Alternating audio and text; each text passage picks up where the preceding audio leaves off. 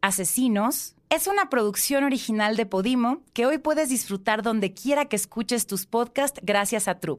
Si quieres descubrir cientos de producciones originales, descarga Podimo, donde te esperan miles de audiolibros y la mejor experiencia de entretenimiento en audio. Podimo, la principal plataforma de podcast y audiolibros en español. Podimo, las mejores historias en audio.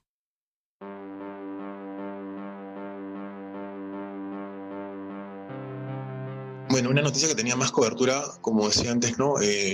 Digamos más en Lima que en el resto del país. O sea, en otras ciudades no tenía tanto rebote. Una preocupación sin duda en la sociedad peruana, ¿no? Que de hecho en esos años ya empezaba a digitalizarse y encontrar ese tipo de contenidos en internet. Me refiero a las fotos, videos, textos, detalles, ¿no? Ya empezaba a ser más común. Algo que sorprendía, pero como te digo, el hecho de no vivir en la capital hacía que eso se vea un poco menos. La cobertura, si bien en esos días fue en casi todos los medios, ¿no? Canales masivos, televisión, radio, prensa escrita también. De repente más por ese lado, ¿no? Había una revista en ese tiempo, o hay una revista, Caretas, muy famosa acá en Perú, y obviamente tenía en la portada pues la foto de alguna de las víctimas, ¿no? Digamos que esos recuerdos y los noticieros dominicales, ¿no? que trataron el tema. Imagino, no puedo precisar ahora, pero imagino que fue más o menos una semana lo que tomó en ese tiempo. Usualmente duran ese tipo de... o toman ese periodo de tiempo, ese tipo de noticias.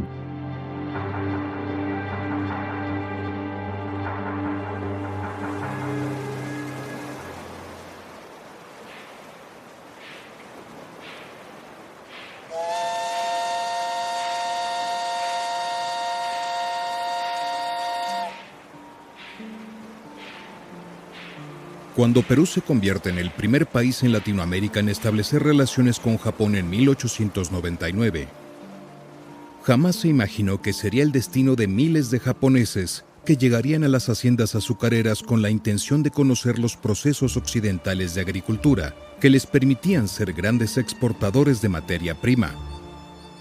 Los primeros inmigrantes llegaron a Perú un 3 de abril de 1899, con un contrato para trabajar por 4 años en las haciendas de los valles costeros.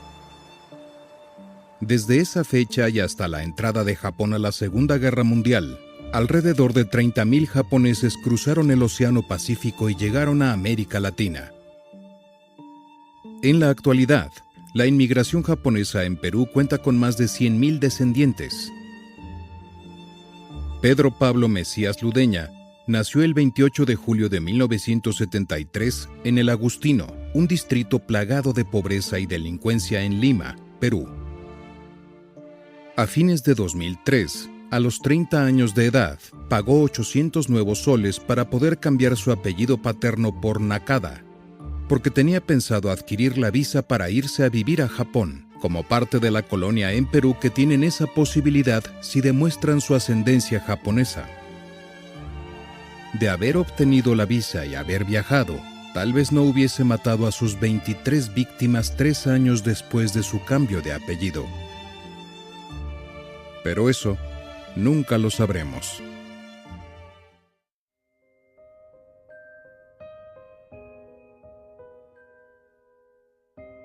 Asesinos es un podcast producido por Scriptum en exclusiva para Podimo, la principal plataforma de podcast y audiolibros en español.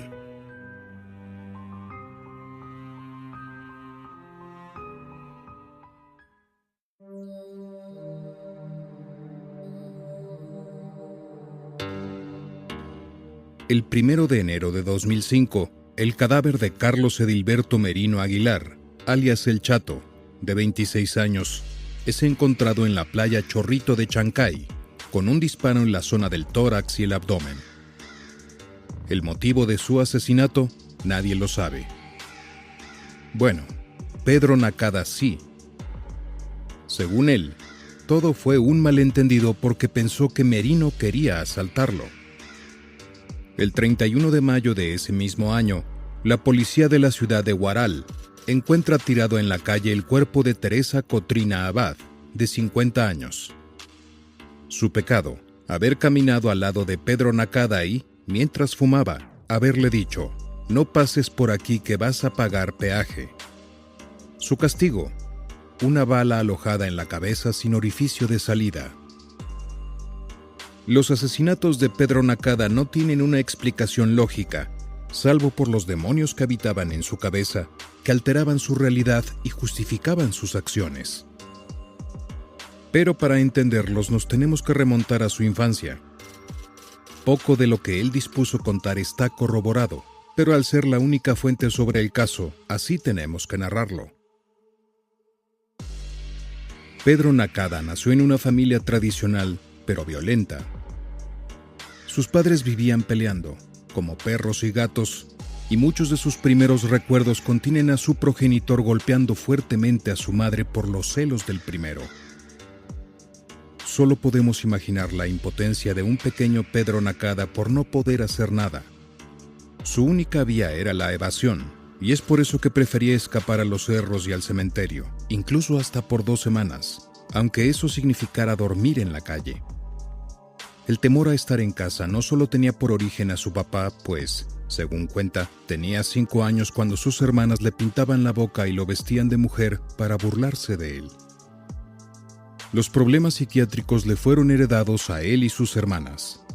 Según su testimonio, su hermana Ana Cecilia sufría de depresión y se suicidó el 21 de febrero de 1997 al ingerir veneno y cortarse las venas. Además, su media hermana, por el lado materno, Lidia Esperanza, fue tratada en el Hospital Psiquiátrico Hermilio Valdizán por un cuadro de psicosis esquizofrénica, y su hermano Claudio Gerardo era un adicto a las drogas. Desde niño tuvo una relación enfermiza con los animales.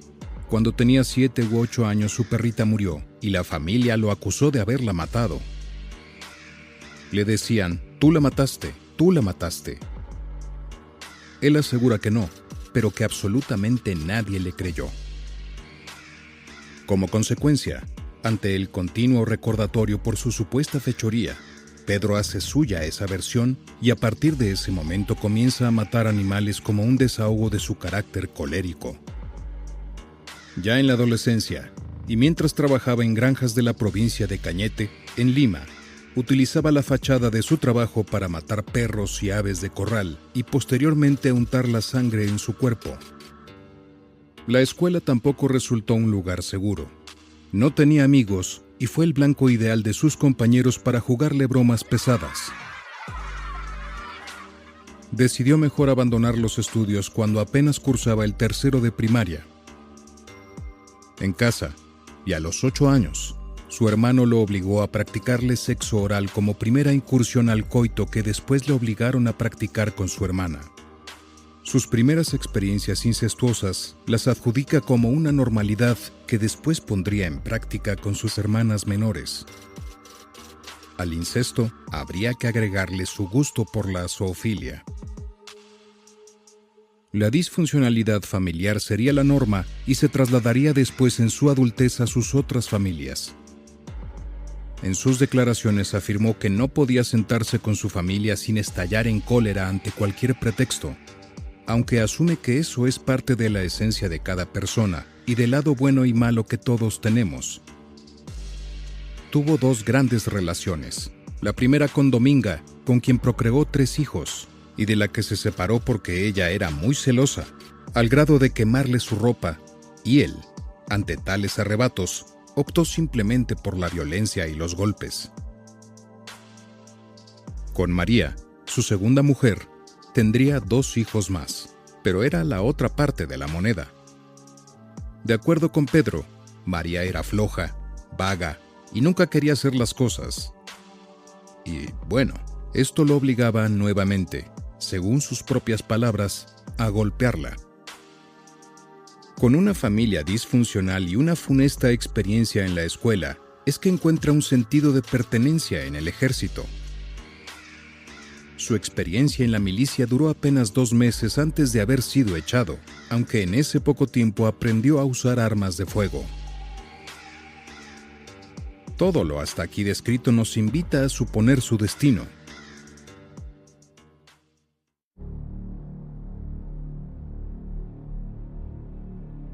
Pedro Nakada buscó por muchos medios pertenecer a este mundo, pero no encontró su sitio. Pese a formar 2 familias, su día a día lo ejercía solo, en un taller mecánico. Tenía la tendencia a encerrarse en sí mismo y aislarse del resto, a buscar un pretexto para aventar la sopa caliente en la mesa y salir a deambular con sus pensamientos. Esto no hizo otra cosa que dar lugar a la aparición de sentimientos negativos, incubadores de ideas obsesivas hacia personas que consideraba peligrosas o amenazantes para la sociedad y para sí mismo. Contó que una voz le indicaba cuándo debía salir a matar gente mala y que también le decía que era enviado por Dios para limpiar Huaral, una de las zonas de Lima. Me gustaba la noche, por los gritos de las personas, los gritos que me pedían auxilio y yo tenía que salvarlas. ¿Por qué las voces le pedían ayuda a él y no a la policía? Porque yo puedo. La policía es cobarde. Agarra violadores, rateros y los sueltan. Yo soy el mejor. Según Nakada, la voz que escuchaba y que le decía que tenía que acabar con la gente mala no era otra sino la voz del Creador. La voz de Dios. Pero así como Jesús en la cruz, en su momento de crucifixión durante el juicio, Dios lo abandonó.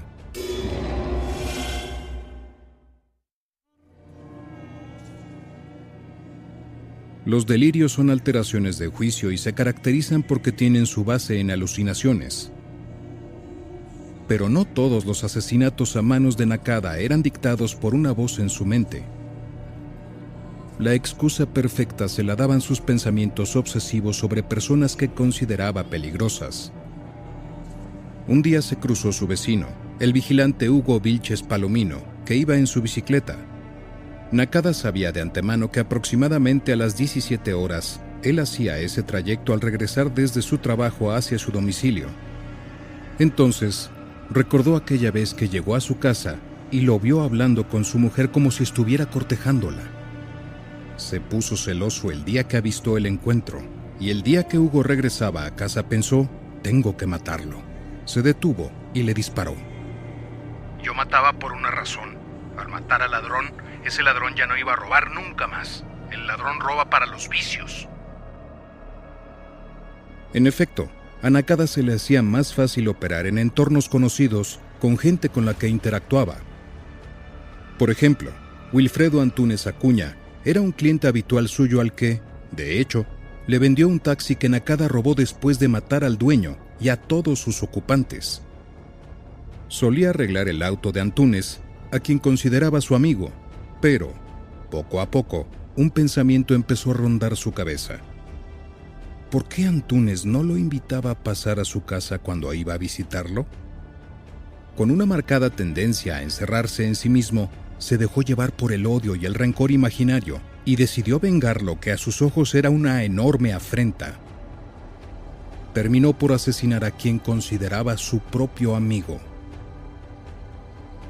Podemos afirmar que Nakada era un asesino multifacético, pues también elegía a sus víctimas a razón de su espíritu retrógrada y discriminador.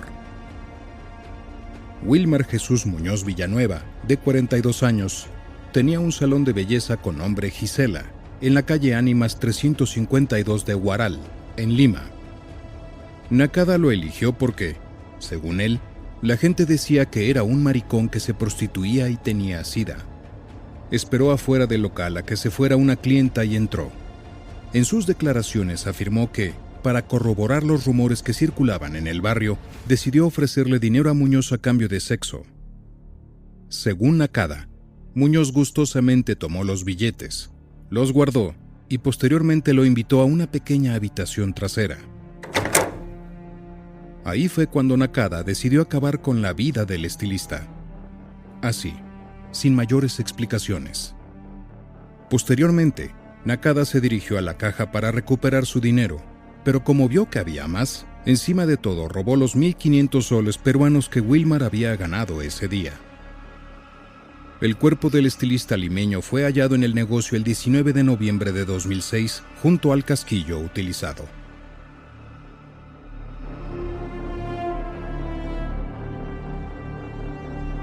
¿No? En ese tiempo vivía en provincia, en Arequipa. Digamos que a veces las noticias de la capital, o sea, las noticias que suceden en Lima, ¿no? se sienten o se ven algo lejanas, como esas cosas que uno dice que ocurren solo en la capital o imagino similar cuando dicen que ocurren en el DF, ¿no? Entonces como que sientes que eso no va a pasar allá. Y por eso también hay esos mitos de que la capital es más peligrosa y que solo tienes que ir de visita y ese tipo de cosas. La verdad que no traté de tomarle la importancia o analizar un poco más sobre el tema, ¿no? Digamos que ha sido más la noticia en ese momento. Y ya con el tiempo pues uno llega a olvidar algunas cosas, ¿no? Curiosamente después sí me mudé a Lima y ya voy más de 10 años acá, pero digamos que no ha ido nada similar a lo de Nakada después de eso, ¿no? No de esas características.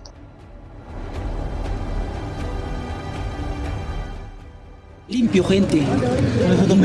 ¿Limpios? Pero sí, Pablo, limpio. Acá. ¿Por qué? ¿Eran personas sucias? Sucias, corruptas. Son gente que no debería estar acá. Son fumones, homosexuales, maricones, fumones, violadores. ¿Tú los conocías? ¿Sí? ¿Los habías seguido? Sí.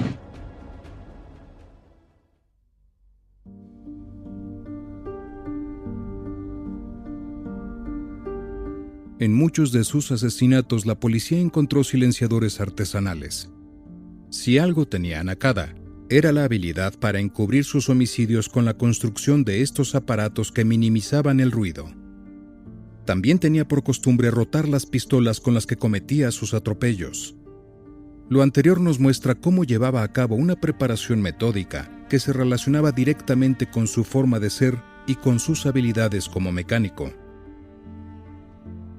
A pesar de ese trabajo, en ocasiones minucioso, lo que no podía controlar completamente eran sus impulsos, los cuales terminarían por jugarle una mala pasada. Un día Pedro Nakada iba en su bicicleta a matar fumones, como les decía a los homosexuales, a la zona de Santa Rosa, cuando súbitamente un neumático se averió. En medio de la oscuridad, escuchó que otra persona se acercaba, también en bicicleta. Divisó la silueta y, de la nada, le disparó 2 veces. Al acercarse a su víctima, horrorizado, se dio cuenta que acababa de matar a una pequeña niña. Imaginamos que el remordimiento le duró un par de minutos, pues de todas formas robó la bicicleta y dejó el cuerpo inerte de María Verónica Tolentino Pajuelo tirado en el asfalto.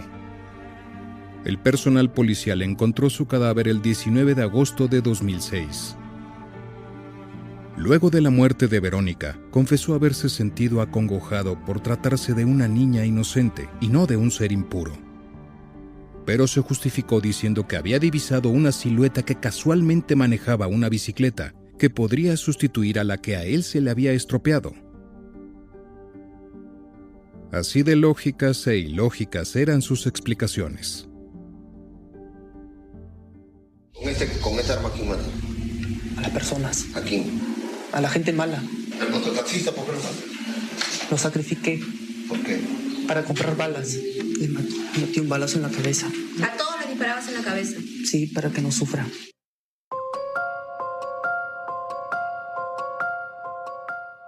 Nakada era conocido como el mecánico trabajador, casado y con hijos, y muy pocos sabían de su vida delictiva.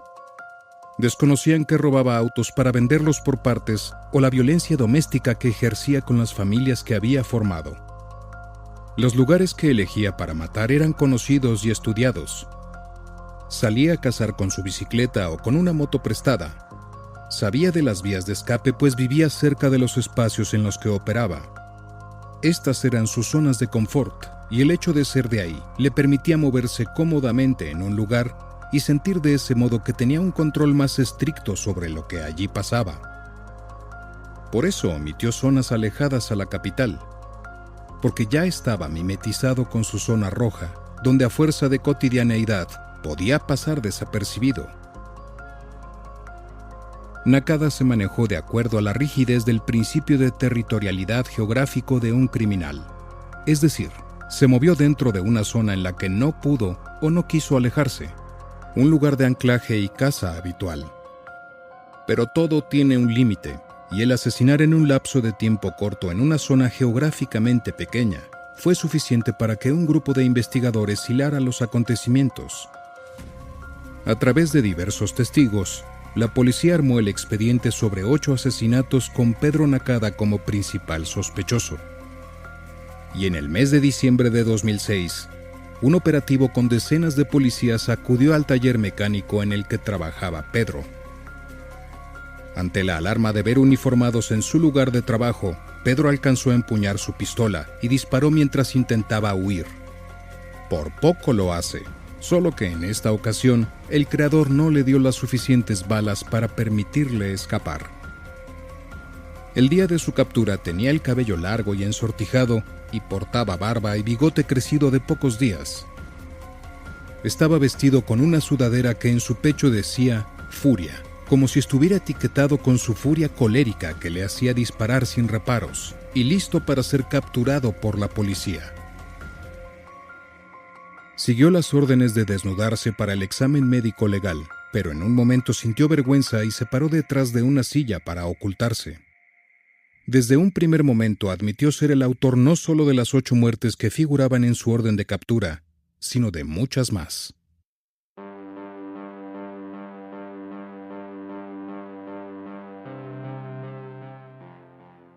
Aún se recuerda muy poco, creería. Había olvidado el tema del apodo que se le había dado, ¿no? El apóstol de la muerte. Creería que mucho menos. Ya, de hecho, casi todo el material, si hay parte de eso, está digitalizado en YouTube, en Internet, pero digamos que aún no, o sea, a primera instancia no se recuerda mucho eso, ¿no? Creo que hay demasiada, una infinita cantidad de información con noticias de todo el mundo, entonces no digo que lo de Nakada sea menos, ¿no? Pero todos los días hay noticias iguales o peores en el punto de comparación. Ya queda corto en algunos casos, ¿no? También obviamente hay una demanda de contenido y hay tantos canales que a veces es complicado. Creo que hay demasiada información a ratos. Y también los contextos han cambiado, ¿no? El tema de la pandemia, digamos que ha sido todo un año con ese tipo de cosas. Y han habido, ¿no? Asesinatos o casos similares que no en cantidad, ¿no? Pero por la forma igual sorprendían. Por ejemplo, acá hubo un tema de la muerte de una deportista, una chica de lucha libre que fue asesinada por su pareja, ¿no? En un hotel en plena cuarentena. Entonces, nada, eso a veces hacen como que el desorden mental que tenía Nakada, pues digamos que no es que se renueve con otras personas, pero como que siempre hay otros Nakadas por ahí, de otras formas tal vez, pero creo que hay bastantes personas con ese tipo de problemas. Y bueno, eso hace que vaya quedando un poco atrás el tema de Pedro Nakada.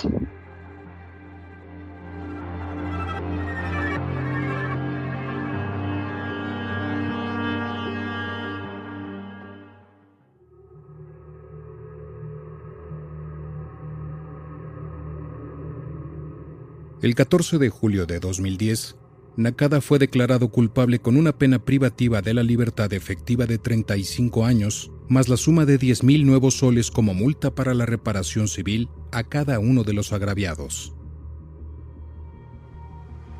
Durante el juicio oral mantuvo un tono monocorde, dócil y calmado, pero a veces tenía lagunas mentales y aseguró no saber en qué lugar estaba. Tampoco poder recordar algunos eventos y otros, como su niñez o familia, no querer recordarlos. Durante una de las audiencias dijo que no sabía si estaba en un colegio, una cárcel o una sala de audiencias y que con tantas preguntas lo hacían sentir otra persona. Siente una persona cuando mata a otra persona. Se siente mal. ¿Te arrepientes entonces de haber matado a toda esta gente? Pedro comentó que a su lado tenía a un monstruo, uno que dice que es hombre, que mató a una niña de 3 años, la violó y la mató. Yo duermo solo, pero él duerme al costado. Con el tiempo su conducta comenzó a llamar la atención. Hablaba solo, no dormía e intentó ahorcar a su compañero de celda con un cable de electricidad. Quería matar en ese momento, porque ya no podía hacer nada, no podía matar más gente. Luego de hacerlo, intentó suicidarse cortándose los brazos y las manos, al igual que lo hizo su hermana muchos años antes. Su abogado solicitó una apelación por considerarlo inimputable al haber ocultado su esquizofrenia al personal penitenciario. Argumentó que necesitaba tratamiento especializado y que, de no ser así, cuando saliera, volvería a matar. El 13 de enero de 2011, tras la apelación, fue declarado inimputable. Actualmente cumple una medida de seguridad de 35 años en el pabellón psiquiátrico del penal Lurigancho. 埼玉県熊谷市の住宅で84歳の女性が遺体で見つかり、La prensa japonesa abarrotó el lugar. Decenas de reporteros llegaron hasta aquí para informar minuto a minuto lo que pasaba. Todos los noticieros transmitían lo sucedido. Un camarógrafo poncha a un hombre totalmente ensangrentado en la ventana del segundo piso de esta casa. Es Byron Nakada Ludeña, un peruano de 30 años que reside en Japón hace 10. La prensa nipona dice que no pide ni reclama nada, que está en silencio. Horas antes, la policía japonesa había hallado el cadáver de una anciana de 84 años dentro de su casa. Por eso cercaron toda la zona. Byron Nakada la había matado y al verse acorralado, huyó, ingresando a esta otra vivienda del barrio japonés. El vecindario está conmocionado. De pronto, el peruano se hace la señal de la cruz. Luego se hace cortes en los brazos. La cámara de televisión capta el momento en el que arroja el cuchillo. A la vez, los policías estaban apuntándole con sus armas, pidiéndole que se entregue, pero Byron Nakada se tira al vacío. Pedro se cambió el apellido, mas nunca logró viajar a Japón. Su hermano, Byron Jonathan, sí lo hizo, e incluso le enviaba dinero para ayudarlo. Sin embargo, el 16 de septiembre de 2015, Byron fue detenido en la ciudad de Kumagaya, prefectura de Saitama, sospechado de asesinar a 6 personas, entre ellas 2 niñas de 7 y 10 años y una anciana de 84. Gritando desde la ventana de la casa de una de sus últimas víctimas, al igual que sus hermanos Ana Cecilia y Pedro, se cortó los brazos frente a los vecinos, la policía y las cámaras de televisión, y luego saltó al vacío. Todo un retrato de familia.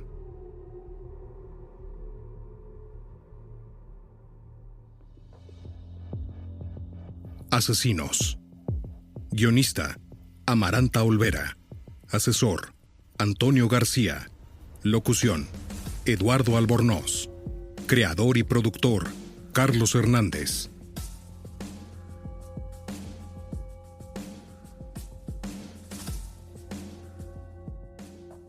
Asesinos es una producción original de Podimo que hoy puedes disfrutar donde quiera que escuches tus podcasts gracias a Troop. Si quieres descubrir cientos de producciones originales, descarga Podimo, donde te esperan miles de audiolibros y la mejor experiencia de entretenimiento en audio.